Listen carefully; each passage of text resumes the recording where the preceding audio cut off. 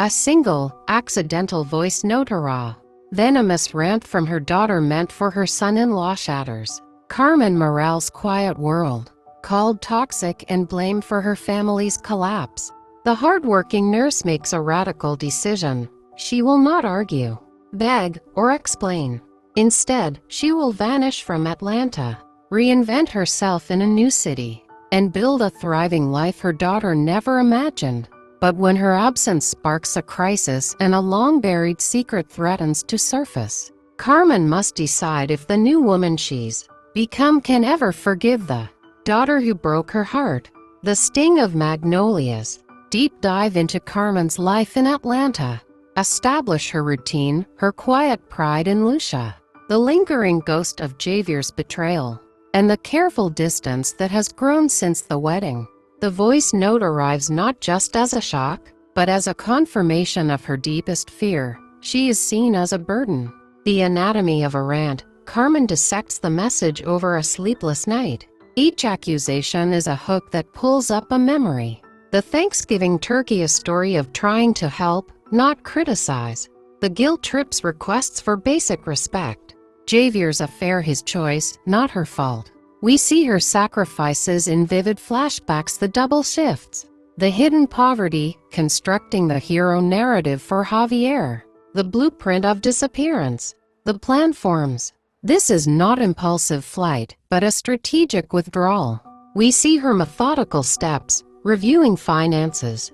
The symbolic choice of what to pack, the earrings as both asset and memory. The call to Innes. Her steadiness is a form of quiet fury. Atlanta Ardios, leaving her home. Sensory details of the house she built a life in. A moment at the airport, watching families, feeling utterly alone but resolute. The flight as a liminal space between the past and an unknown future. Rocky Mountain rebirth. Arrival in Denver. Innes's welcome, no pity, just strong coffee and practical help. Finding the Lodo loft. The first, terrifyingly quiet days. The first step, updating her nursing license. The world feels both vast and small. Scrubs and keyboards. Carmen's double life begins. Days at the pediatric clinic, finding solace in caring for children. Nights in community college digital marketing classes. The stark contrast between her old life and this new challenge. Friction and camaraderie with younger classmates. The velvet pouch, pawning one diamond stud. The emotional weight of the transaction selling.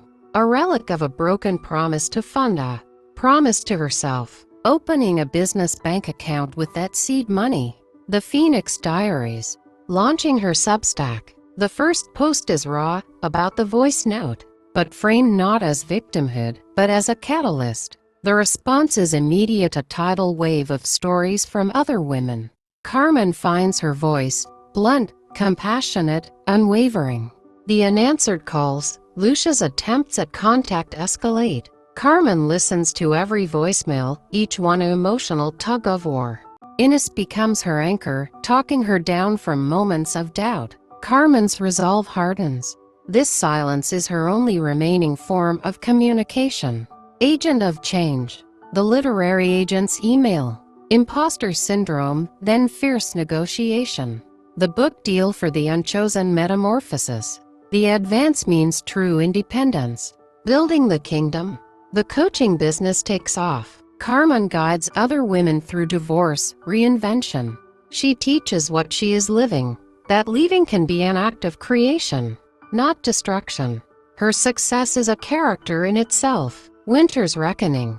Diego's arrival. The confrontation on her doorstep is tense. The news of the pregnancy is a seismic shock. Carmen's refusal is not cold, but principled, a boundary forged in fire. His revelation that Lucia is truly suffering, that she's been searching, crying, regrets. The crack in the wall. After Diego leaves, Carmen finally breaks down. Not from weakness, but from the flood of conflicting emotions. Grandmother joy, old maternal instincts, fresh pain. She almost calls. She doesn't. Lucia's descent. A chapter from Lucia's perspective. We see the aftermath of the voice note from her side, the instant regret. The growing panic as days of silence turn to weeks. Diego's frustration. Her naive assumption that her mom would just get over it. The pregnancy test and the overwhelming need for her mother. Her research into her mom's new, very public life, the Substack. The announced book deal, a mix of awe and devastating shame. The bridge of words, Lucia's tearful call. The apology. Carmen listens, truly listens. Her response is not immediate reconciliation, but an invitation not to Atlanta, but to Denver, on her turf. A conditional peace. Seattle, on her terms. Carmen arrives in Seattle, not as a supplicant but as a successful author with a schedule. The strained, careful reunion. Seeing Lucia pregnant. Touring the lavender nursery. Polite, painful small talk that gradually thaws. Truths in the lavender light. The breakthrough. Not a screaming match, but a late-night conversation in the nursery. Lucia confesses her own marital fears. Her panic about becoming a mother. How she parroted therapy speak toxic without understanding its weight. Carmen, for the first time, gently reveals a sliver of the truth about Javier, not to punish, but to correct the record. The focus is not on his betrayal, but on her resilience. Delivery day. Carmen is present for Elena's birth. A calm, capable force in the delivery room. Holding her granddaughter is healing. But it's the look in Lucia's eyes, exhaustion, love, and a dawning, profound respect for the woman. Holding her hand that signifies the true reconciliation. A different proximity. The new normal. Carmen is not moving back, but she is present. She splits time between Denver and Seattle. She is Abuela Carmen, but also Carmen Morales, author. She and Lucia develop an adult relationship, one with boundaries, respect, and hard-won honesty. 2 lives, a light. Epilogue. A year later. Carmen's book launch in Seattle, Lucia and Diego in the front row. Carmen dedicates the book to the spark that forces the phoenix to rise, and to the new light that guides her flight. My daughter and my granddaughter, they are not the same as before. They are something stronger, forged in silence and choice, standing eye to eye. The Atlanta heat clung to Carmen Morales like a second skin, the kind that made your clothes stick and your thoughts move slow. On the porch of her Buckhead bungalow, she watched twilight paint the sky in bruised purples and oranges. The scent of magnolias from Mrs. Henderson's yard next door was overpoweringly sweet tonight, a fragrance she'd always associated with Southern elegance, but which now felt cloying, like perfume trying to mask decay. Inside, her iPhone glowed on the warm kitchen table beside an empty glass of sweet tea. A notification blinked. Lucia sent a voice message. Carmen smiled, a tired but genuine lifting of corners. Her daughter had been distant since the Seattle move 6 months ago, but these little audio notes had become their fragile bridge across the continent. Usually it was chatter about the farmers market, complaints about the Seattle freeze from natives, or updates on Diego's tech job. Carmen treasured them all, playing each one 2-3 times to catch the inflections of the voice that had once asked for bedtime stories about princesses who rescued themselves. She settled into the rocking chair her own mother had left her, the one with the creak that sounded like a sigh. Tap play. What spilled forth wasn't Lucia's voice, not really. It was something twisted, sharp-edged, a weapon masquerading as speech. Diego, you're not gonna believe what Mama pulled this time, ... double quotes. Carmen's body went rigid. The rocker stopped mid-creak ... comma. The voice Lucia's but not. Lucia's detailed grievances, like items on a bill of indictment. The Thanksgiving turkey from last year, she said it was dry. At my own table, in front of your parents. The comments about Diego's long hours, passive-aggressive much. The questions about when they'd visit Atlanta again, classic guilt-tripping. Then, the knife twist. It's like she can't handle me having my own life. If she flies out again, I swear I'll lay it all bare. How her non-stop guilt trips pushed Papa into that affair. How she's the real reason everything imploded. Carmen's breath hitched. The night sounds crickets, distant traffic faded to a hum. She's toxic, Diego. We have to go, no contact for our own sanity. Static kiss. Carmen sat frozen, the phone hot in her hand. Then it buzzed again. A text. Mama, delete that. Total accident. Meant for Sofia. Sofia, her best friend from college. Not Diego. A mistake. A technological misfire that had just detonated her world. Carmen played it again. And again. Each time, a different phrase hooked into her flash. Toxic. Guilt trips. The real reason. The third time through, she noticed something new. In the background. The faint clink of wine glasses. They'd been drinking. This was cocktail hour venting. Private marital gossip that had escaped its container. She rose, her joints protesting as if she'd aged a decade in 3 minutes. Walked to the kitchen, poured the sweet tea down the sink. Stood staring at the photograph on the refrigerator. Lucia's high school graduation. Carmen's arm tight around her shoulders. Both smiling with their whole faces. Javier had taken the picture. He'd left for Dubai 2 weeks later on a consulting trip, from which he never truly returned. Toxic. The woman who'd worked back-to-back shifts at Piedmont Hospital so Lucia could go on the 8th grade trip to Washington, D.C. The woman who'd learned to braid hair by YouTube tutorial because her own mother had died too young to teach her. The woman who'd bitten her tongue until it bled rather than tell her daughter the truth about her globe-trotting father. Her reward, to be diagnosed as poison. Carmen didn't cry. The tears felt frozen somewhere deep behind her ribs. She picked up her phone, thumb hovering over the call button. She could dial. She could say, I heard it. We need to talk. But the image that came was Lucia's embarrassed face.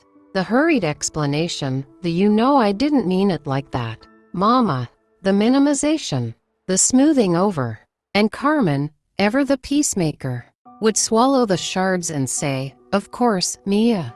I understand. Not this time. She went to her bedroom, opened the closet. In the back, behind winter coats, was a small lockbox. Inside, 2 things. The diamond stud earrings Javier had given her on their 10th anniversary. A decade of perfection. He'd lead. And a single sheet of paper, her nursing license from the University of Miami. Dated 1998. The paper was slightly yellowed. The embossed seal still proud. She hadn't looked at it in years. Toxic women don't build lives from rubble, she thought. Toxic women don't keep secrets to protect their children. A plan, cold and clear as mountain stream water, began to flow through her. It wasn't revenge. It was something more profound. Evolution. Sleep was impossible. Carmen made coffee at 2 a.m., the bitter brew matching her internal weather. She opened her laptop and did something methodical, clinical, as if the voice note were a specimen to be dissected. She transcribed it, word for word, pause for pause. Seeing it on the screen made it both more horrible and less personal. It was data. Painful data. Item 1. Thanksgiving turkey. Memory surfaced. Lucia, flustered in her tiny Seattle kitchen. The bird pale and under-seasoned. Carmen had offered to help. Mama, I've got it. But when they'd cut into it at the table, it had been raw near the bone. Carmen had quietly suggested putting it back in. Diego's mother had made a face. Lucia had flushed with shame. Later, Carmen had found her crying in the bathroom. You embarrassed me, she'd whispered. Item 2. Comments about Diego's hours. I worrying he works too hard, Carmen had said once. You both should enjoy this newlywed time. A mother's concern. Interpreted as criticism. Item 3. The guilt trips about visiting. Atlanta misses you, she'd texted. Your room is always here. She'd thought she was being welcoming. Comma. Each accusation unraveled into a tapestry of misunderstandings. Of love expressed in a language the receiver couldn't or wouldn't decipher. But the core accusation, the one about Javier. Comma. Carmen closed her eyes. Let the memory surface, not as the polished story she told, but as the ragged truth. 1. Lucia was 4. Javier had been traveling more. Carmen, suspicious, had found credit card receipts, dinner at Le Bernardin in New York on a night he was supposedly in Houston. A hotel in Miami billed to the company. The confrontation happened right here in this kitchen. Javier, handsome in his suit, had sighed as if she were a tiresome child. "You're suffocating me, Carmen. Every call, every question. Do I need to account for every minute? I'm your wife. I'm asking if you're having an affair." His laughter was cruel. "You see, this is what I mean. Your insecurity is a noose. Maybe if you were more independent, more interesting." 2 weeks later, he left for Dubai.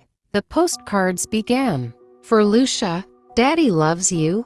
The building's hair touched the sky. For Carmen, bank deposits growing less frequent. She'd never told Lucia about the other woman.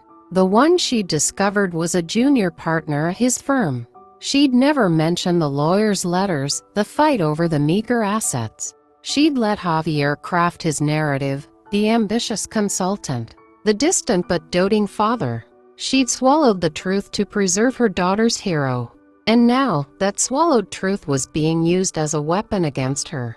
Toxic. The word echoed in the quiet house. Carmen looked at the transcription again. The subtext, she realized, wasn't about her at all. It was about Lucia. Her daughter was building a new life, a new identity as a wife, a Cetalite, soon perhaps a mother. And in that construction, Carmen represented the old world, the single mother. The struggle, the weight of sacrifice. To move forward, Lucia needed to push her away, to label her, to minimize her. It was, in its own tragic way, a developmental milestone. The child rejecting the parent to become their own person. Carmen understood this intellectually, but emotionally, the wound gaped. She saved the document, filed it in a folder labeled for understanding, not for keeping. Then she opened a new document. The header read, "Operation Metamorphosis." The plan took shape in the blue hour before dawn. Carmen moved through her house like a ghost, assessing her life as inventory. What to take? Documents, passport, nursing license, birth certificate, social security card, financial, checkbook. The one credit card with a modest limit paid off last month. Sentimental. The earrings, asset and memory. The photo of Lucia as a baby, not the graduation one. Her mother's recipe book. Practical.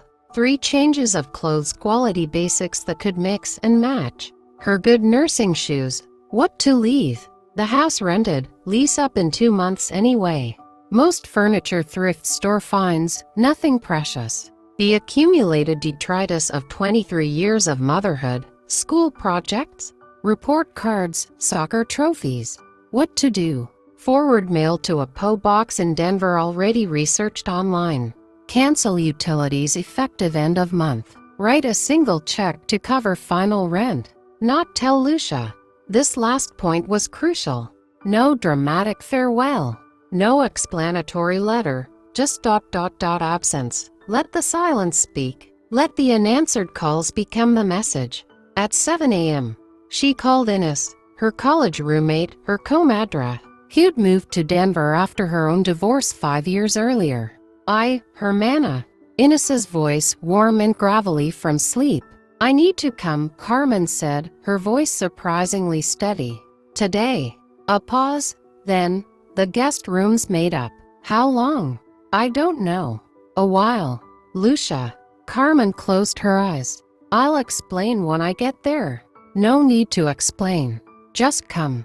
That was Ines. 30 years earlier, she'd been the one to hold Carmen's hair back when she got sick at their first college party. She'd been the one who drove through the night when Javier left, showing up with a 6-pack of beer and a toolbox to fix the leaky faucet he'd never gotten around to. She asked questions only when answers were ready to be given.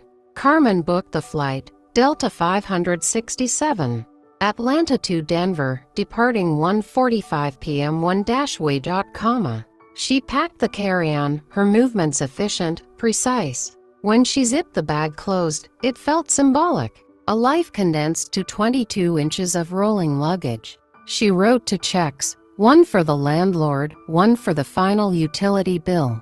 Placed them in stamped envelopes. Wrote a note to Mrs. Henderson next door. Gone to be with family. Please take the magnolia blooms if you'd like. No note for Lucia.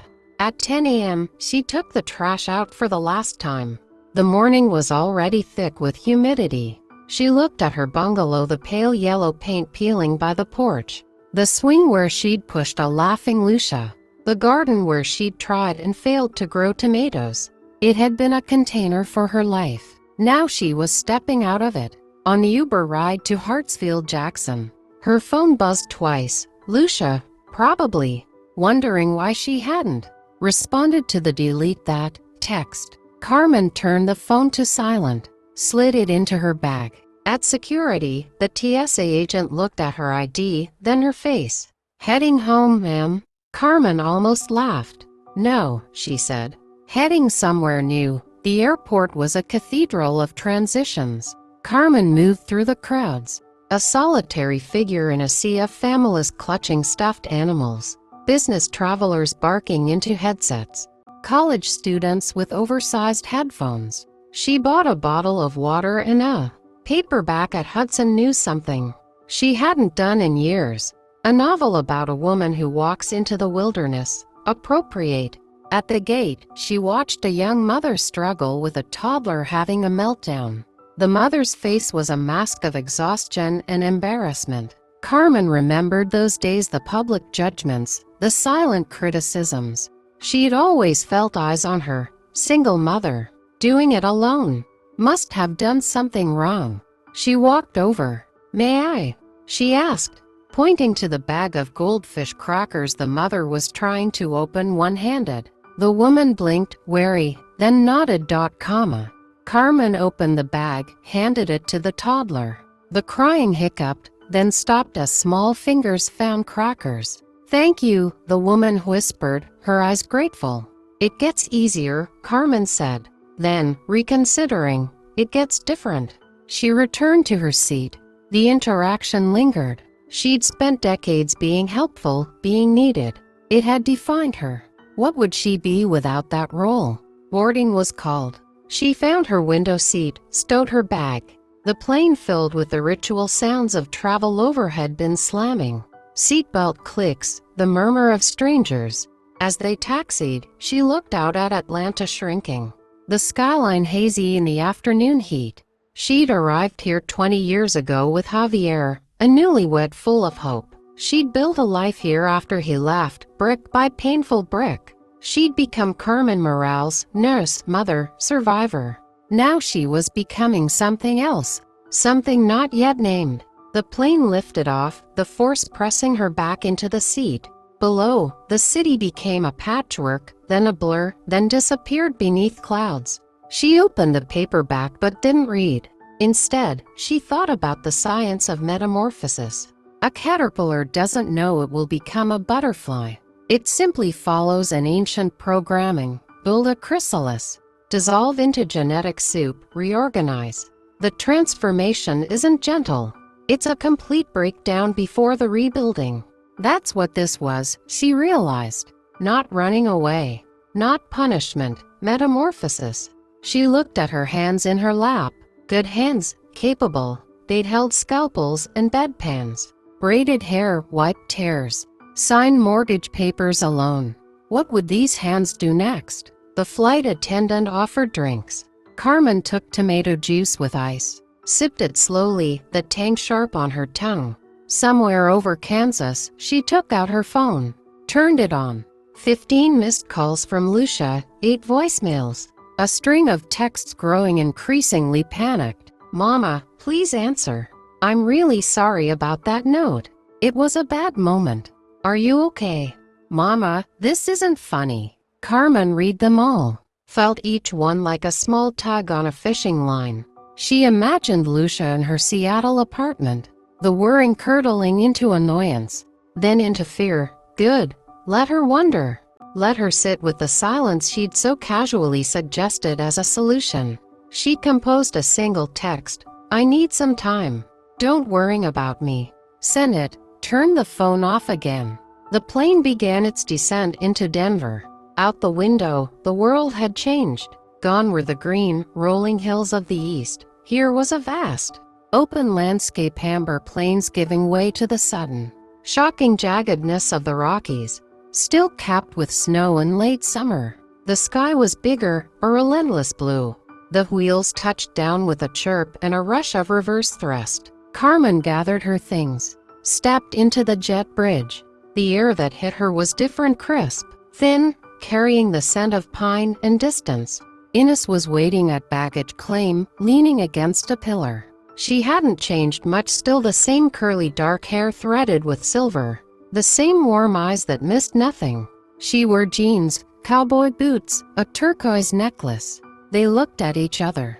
No hug yet, just assessment. You look tired, Ines said. I am. And determined. I am that too. Then Ines opened her arms. Carmen stepped into them.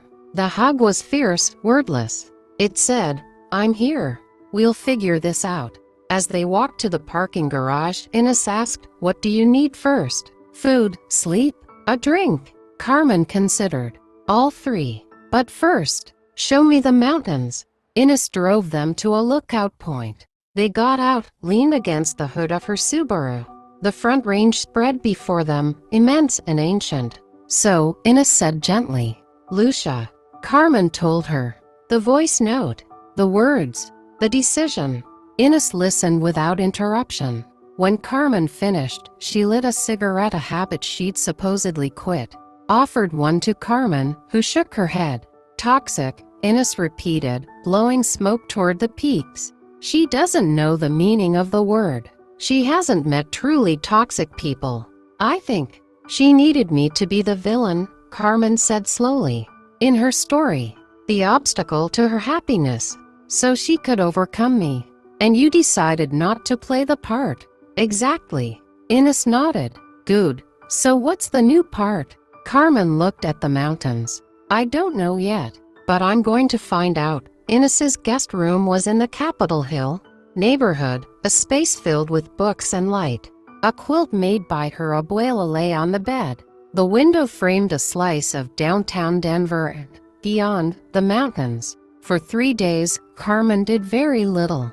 She slept 12 hours at a stretch. She ate the meals Ines left for her. She walked the neighborhood tree-lined streets with Victorian houses painted bright colors, coffee shops where people worked on laptops, a park where dogs ran off-leash. The altitude made her lightheaded. The dryness cracked her lips.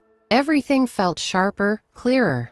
The light had a quality she'd never experienced, thin and brilliant, casting deep shadows. On the 4th day, she sat at Ines's kitchen table with her laptop. Methodically, she began. 1. Update nursing license. Colorado had reciprocity with Georgia. It took 4 hours of online forms, document uploads, and a $300 fee she put on her credit card. 2. Job search. She created profiles on healthcare staffing sites. Her 20 years of experience saw oncology, pediatrics made her attractive. By afternoon, she had 3 interview requests. 3. Education. She researched community college courses, digital marketing, business management, grant writing. Skills she'd never had time for, never thought she needed. 4.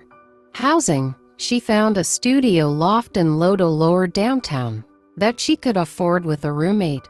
The ad said, artist seeking quiet professional to share live workspace. Must respect creative process. She emailed the artist. Got a reply within an hour. Come by tomorrow at 10. That night, she and Ines sat on the porch with glasses of Malbec. You're moving fast, Ines observed. I don't have time to waste. Lucia called me yesterday. Carmen's glass paused halfway to her lips. And? She's worried sick. Says you're not answering. Says she didn't mean what she said. Did you tell her I'm here? No, but she guessed. Said Denver was the only place you'd go. Carmen sipped her wine. What did you say? I said you were an adult and could make your own decisions. Then she cried. Then she got angry. Said I was enabling you. Ines looked at Carmen. She's your daughter. She's hurting. We're all hurting, Carmen said quietly. But I've been hurting in silence for her benefit for 20 years. Now it's my turn. The next morning, she took the light rail downtown. The loft was in a converted warehouse, exposed brick, high ceilings, large windows. Her potential roommate was a woman named Marisol, about her age, a textile artist whose work hung on the walls, vibrant tapestries that told stories of migration and memory. They eyed each other. You're running from something, Marisol said bluntly. Her hands were stained with dye, strong-looking. Yes. Man? Daughter? Marisol's eyebrows lifted. Interesting. I'm running from a husband. Or ex-husband, soon. The paperwork is slow. They toured the space. The room for rent was small but bright, with a closet and a view of an alley mural. I work strange hours, Marisol warned. Sometimes I'm up at 3 a.m. weaving. I'm a nurse. I keep strange hours too. Quiet? Very. Marisol nodded. The rent is $800, half utilities. No drama. No drama, Carmen agreed. They shook hands. No lease, just trust. Carmen paid first and last month's rent from her dwindling savings. Went back to Ines's, packed her single bag. Already? Ines said, leaning in the doorway. I need my own space. To think. I get it. Ines helped her carry the bag to the car. You know where I am? Always.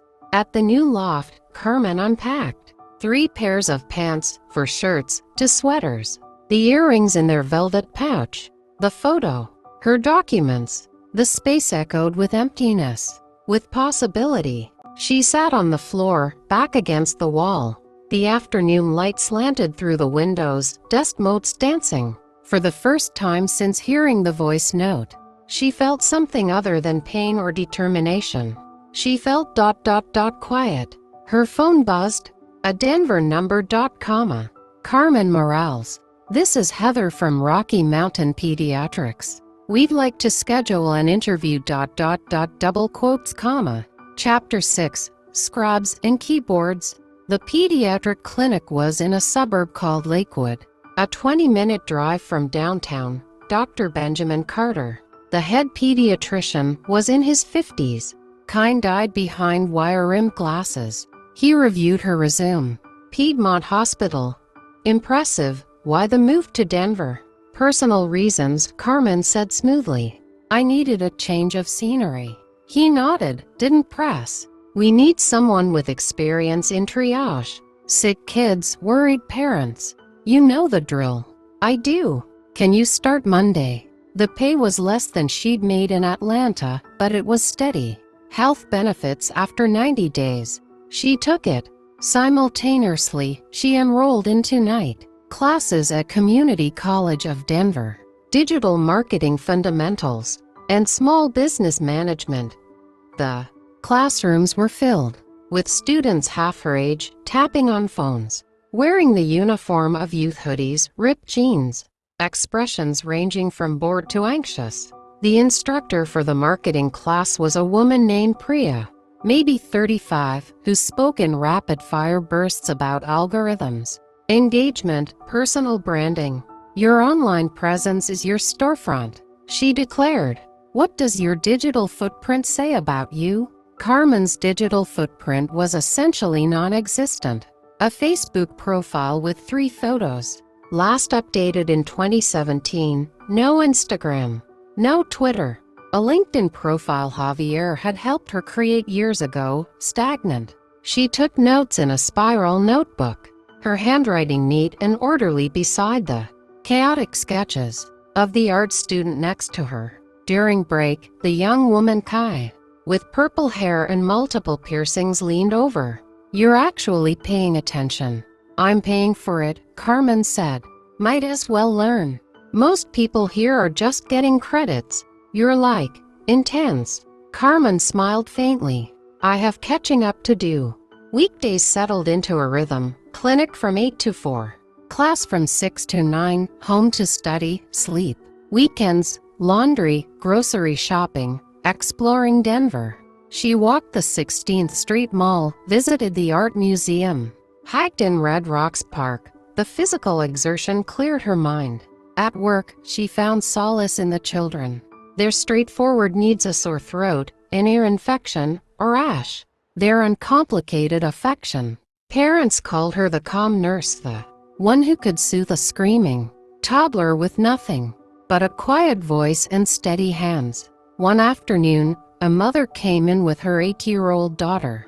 Sophia, not Sophia with an accent, but close enough to make Carmen's heart twinge. The girl had asthma, was having an attack. While Dr. Carter administered treatment, Carmen held the girl's hand. "Breathe with me," she said, demonstrating slow inhales, slower exhales. "Like we're blowing up a big balloon." The girl's panicked eyes locked on hers. They breathed together. The wheezing eased. Afterward, the mother thanked her, tears in her eyes. "I don't know what I'd do without her." Carmen thought of Lucia, a tall skin, knees, and boundless energy. The year Javier had missed her birthday because of an urgent meeting in Singapore.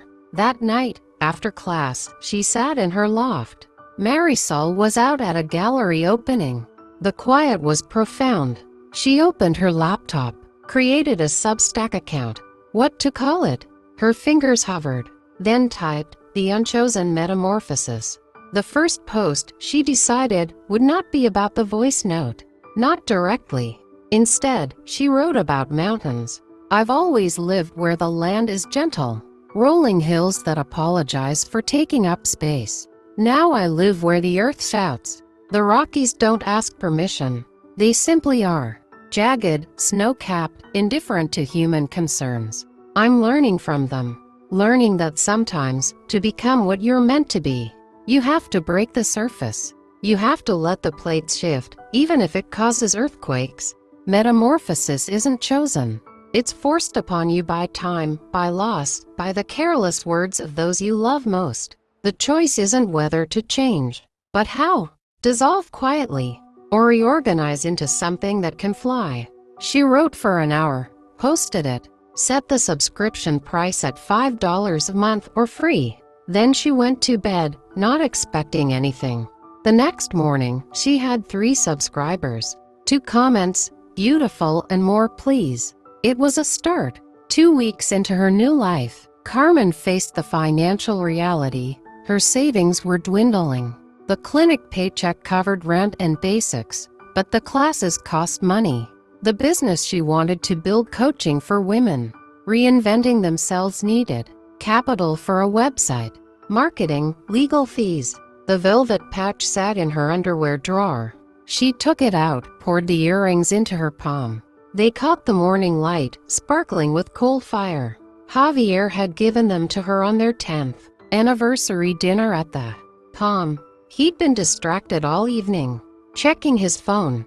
When he presented the blue box, his smile didn't reach his eyes. "For my perfect wife," he'd said. She'd worn them that night, feeling like an imposter.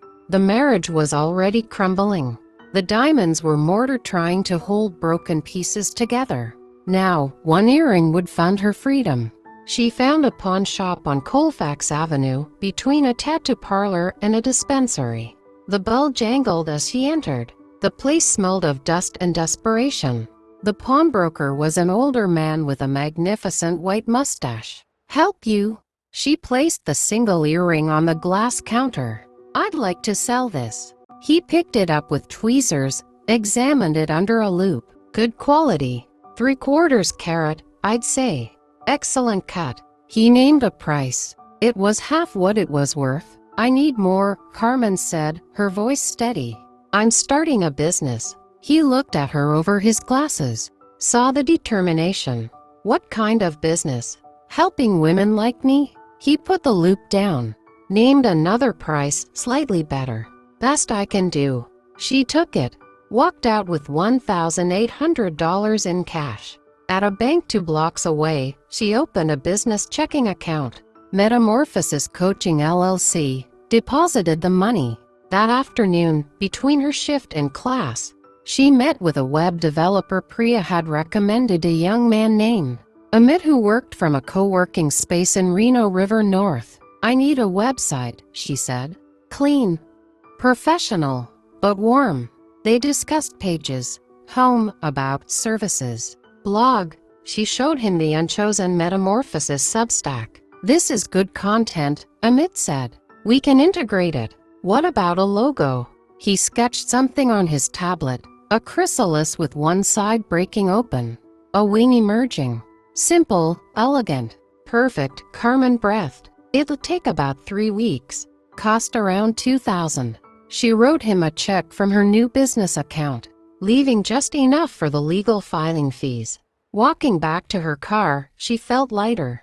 The earring was gone. In its place, possibility. Her phone buzzed. Lucia. Again.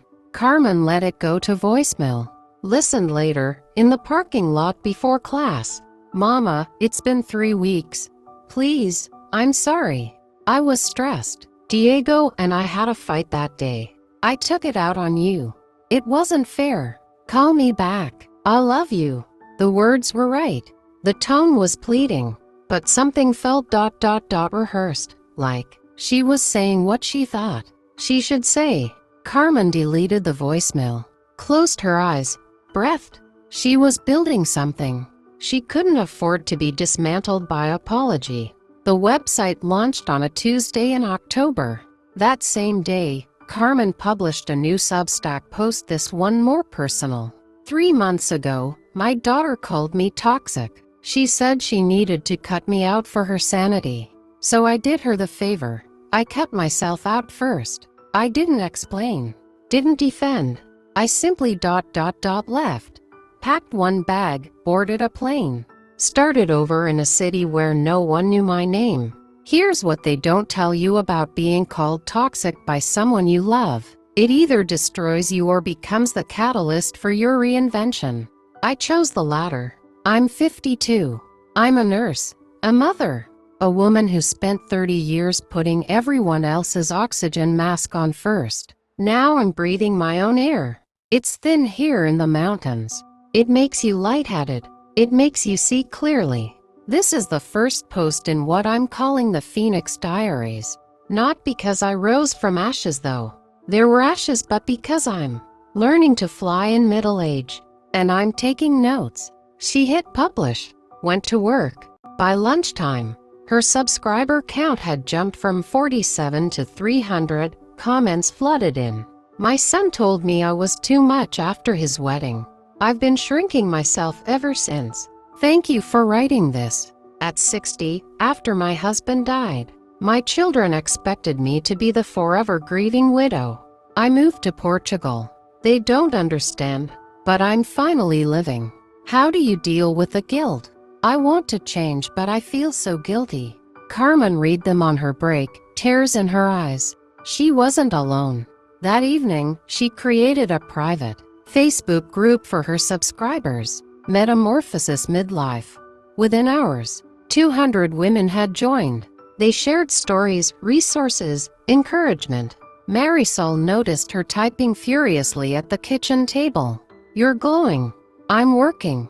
"No, that's the artist's eye. When the work flows through you." Carmen looked at the screen, at the community forming. "I think I'm building something." "You are."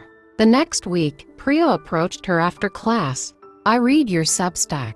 It's powerful stuff. Thank you. You should monetize it more. Offer one-on-one coaching, group workshops. You have a voice people need." Carmen had been thinking the same. She created tiers, $50 a month for group coaching calls, $200 for a single intensive session, $500 for a 3-month transformation package. 5 women signed up for the 3-month package within 2 days. She conducted her first coaching call from her loft with a woman named Barbara in Ohio whose children had essentially abandoned her after her divorce. "I feel invisible," Barbara confessed. "You're not invisible," Carmen said. "You've just been looking in the wrong mirrors." After the call, she sat quietly. This was work that mattered. Not just healing bodies, but healing spirits. Her phone buzzed. A number with a 212 area code, New York. Carmen Morales. This is Evelyn Reed from Reed Literary. I read your piece, The Unchosen Metamorphosis. Have you ever thought about writing a book?